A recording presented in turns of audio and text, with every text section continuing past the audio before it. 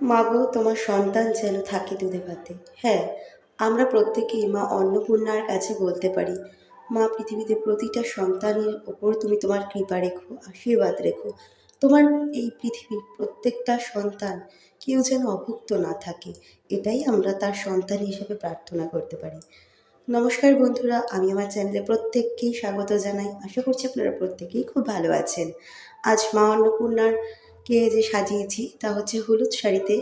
মাকে কেমন লাগছে অবশ্যই জানাতে ভুলবেন না। মায়ের সাজসজ্জার ভিডিও খুব তাড়াতাড়ি নিয়ে আসবো। আর কমেন্টসে অবশ্যই জয় মা অন্নপূর্ণা লিখতে ভুলবেন না।